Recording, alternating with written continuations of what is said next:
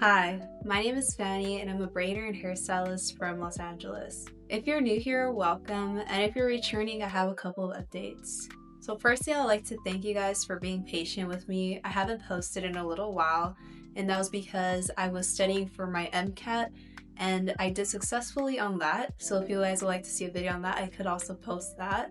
I hope to one day work in healthcare and contribute to finding tangible scientific ways to care for our natural hair, because I feel that there needs to be more people like us who are interested in things like that and who can bring that back into our community. So without further ado, I'm making this video because I used to be someone who used to really struggle with hair growth. I used to believe that my hair couldn't grow past shoulder length, and I used to always wear my hair in a ponytail.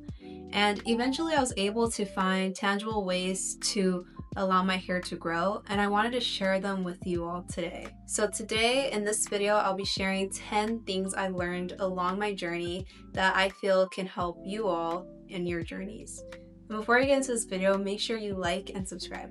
So the first thing that I did that I found really helpful was to understand how to lock in moisture into my hair. And a good way to do that is to understand your hair's porosity, whether it's high, medium, or low. And then to engage in braid outs that will allow your hair to really retain its moisture. If your hair is high porosity, that means that the cuticles are more spread apart, so they're more open. And so a good way to make sure to really retain that moisture is after you finish fully shampooing your hair, you can use apple cider vinegar while you condition your hair to help you close your hair cuticles. And that is because when you shampoo your hair, the pH of your hair becomes more alkaline, and that allows for your cuticles to open up. And when you add something like apple cider vinegar, the pH of your hair will go back to normal. It will allow your hair cuticles to close and to lock in the moisture. If your hair is lower porosity, that means that your cuticles are closer together, which means that they have a harder time opening up. And so something that will help is if you use some kind of heat, like warm water, during your hair routine, that will allow your cuticles to open and allow the moisture to penetrate your hair. And something that I recommend for all porosities is to do braid outs, because braid outs will help assist your hair in retaining moisture. And this is something that I did along my hair growth journey, which allowed my hair to grow a lot, and something that I recommended to my clients, and that has helped them grow their hair massively. So it's something that I'll recommend to you guys. Give it a try. And if you'll like to see a video on how I do my braid outs, I'll link a video to the description. The second thing that I learned along my journey is that not all oils work the same, and that not all oils will work for you. I like to categorize oils into 3 categories. The first being hair growth oils, the second being moisturizing oils, and the third being sealant oils. So hair growth oils include things like tea tree oil and peppermint oil, and these can help stimulate hair growth. Moisturizing oils are oils that can help moisturize your hair, and these include things like avocado oil, olive oil, argan oil, and coconut oil, and they can also sometimes double as a sealant. Sealant oils are oils that can help seal the moisture into your hair, so they're things that you apply after you moisturize your hair, and these include things like jojoba oil, castor oil, and grapeseed oil. And personally, in my hair routine, what has worked for me is to use a hair growth oil like tea tree oil, and then to use a moisturizing oil like olive oil. And a reason why I say that not all oils will work for you is because something like coconut oil that people found really helpful for them was something that actually dried out my hair a lot. So a lot of it is experimentation and experimenting with what works for you. Another thing that I did was do protein treatments whenever I dyed my hair or whenever my hair had sustained some kind of heat damage. And your hair doesn't necessarily need to be damaged for you to experience the benefits of a protein treatment. Your hair may need protein if it looks limp, if you feel like it has lost some curl pattern, if it feels frizzy, if you have experienced a lot of breakage with it, or even if it feels mushy. It may need protein.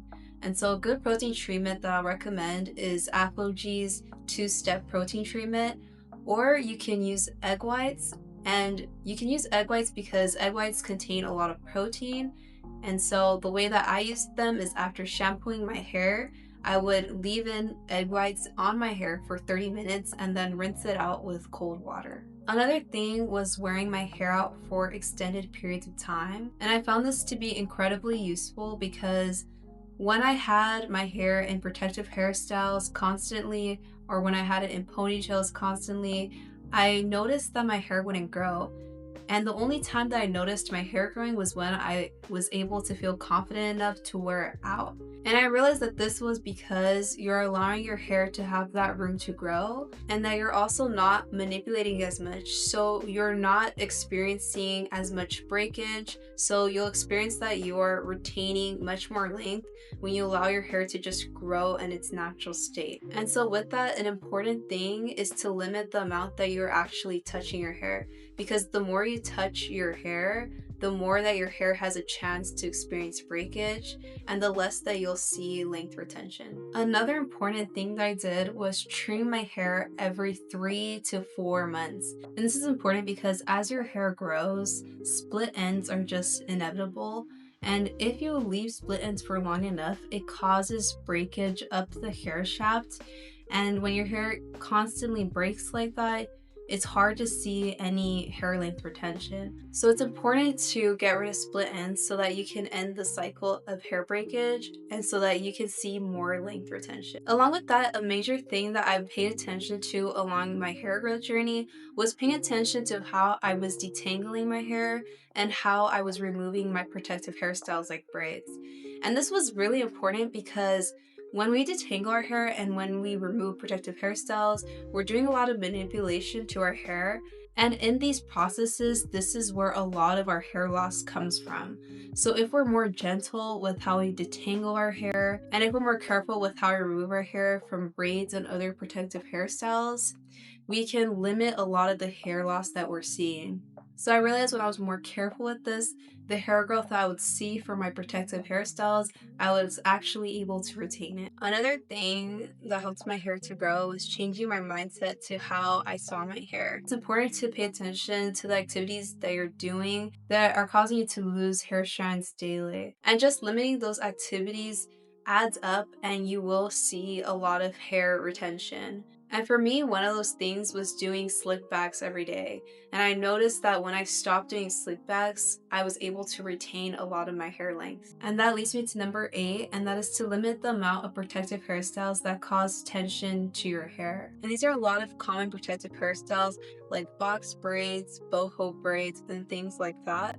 And that is because when you do these hairstyles, you place a lot of tension firstly on your scalp, which can lead to traction alopecia.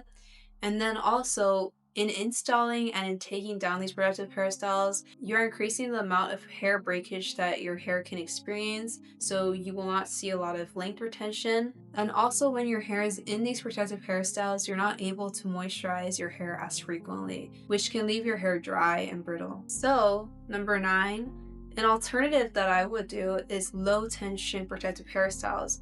And something that I would do, especially when I was growing my hair out in the beginning, were these low tension cornrows, which allowed me to keep my hair in this style for about 2 weeks and then remove it so that in between I can moisturize my hair and give it the treatment that it needs. And finally, the last thing that I'll say, and the most important thing, is to be consistent on whichever routine you decide to follow through on.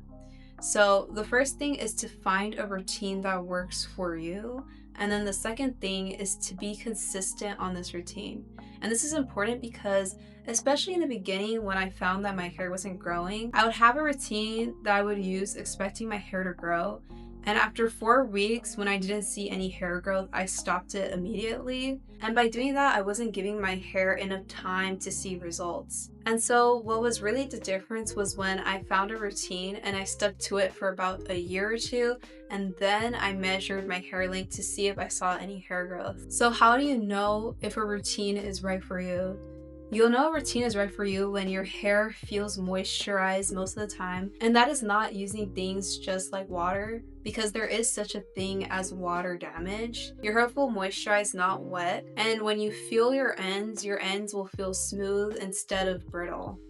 Those are ways that you can tell if a routine is working for you. If you do your routine consistently, your hair will grow. If you like this video and you found it helpful, please share it to someone that you feel like it can help out. and subscribe to my channel if you'd like to see more videos like this. I'll see you guys in the next one. Bye bye.